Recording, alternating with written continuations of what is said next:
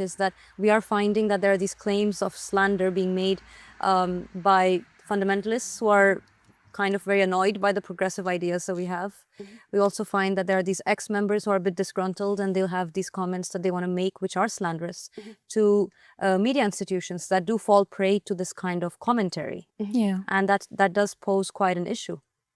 Yeah, I mean, one of the things we've seen, or one of the slander that was amplified, that we know has been coming definitely from fundamentalist voices, regressive voices, Islamist voices that have actually openly incited for violence against the Ahmadi religion, peace and right, even here in the UK.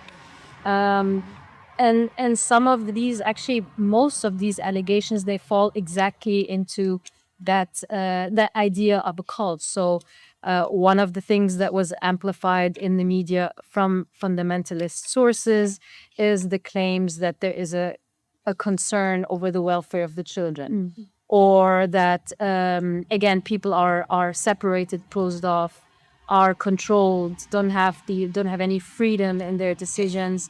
That to be a member of the faith means they have to give up all their wealth and donate everything they have to the community. It even went as far in the media to even insinuate that the religion had anything to do with the disappearance of a woman. So you see, it goes really far. Yeah.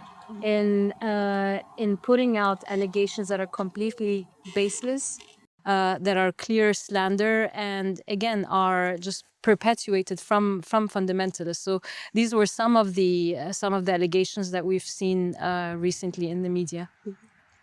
And I also wanted to, these were some of the things that Holly, you and me discussed, and I was interested again maybe to share with the viewers, because I know we've discussed these articles, and you had very clear thoughts on some of these allegations. So I was interested maybe that we can share that with the viewers. Well, the two things I would sort of introduce would be that there is actual research to argue that apostate accounts, ex-member accounts, as a genre should not be considered reliable.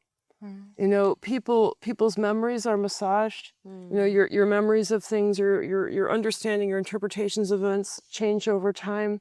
And if you leave angry, you have a propensity to think the worst in a way that will shape your interpretation of even what is true. And Well said. Yeah. and that's talking about the people who are honest. Right. You know, that even if you're honest, you have a tendency to present things in a light that sort of favors a negative interpretation, but then you also have people who maybe say things that are completely untrue. And I don't want to give you gory details or examples, but I've seen groups that have had people who've shown up who have said things, lied in ways where, you know, a reasonable, rational person could stand back and say, you know, there's no need to even try to believe this is possible because it's simply fundamentally impossible. Yeah. And so I recognize that both out of kind of like bitterness, but at least sort of clouded honesty, and also out of actual malevolence, one shouldn't trust ex-member accounts as a blanket genre. And then the other thing, you know, I don't know as much as I should know. I want to know more about the situation where you had, I think, 4 or 5 different libel trials in France. You were able to get retractions and vindications in these trials, but these cases where you actually were exonerated are still being continued to be used against you. Since there have been decisions in these cases, I think it's safe to sort of say, look, you know, from what I think is known about the members, ex-members who've made those allegations, they come from a very different interpretive background for Islam than you do. And my own impression is I believe that they have been incentivized not just to misremember, but to truly misrepresent.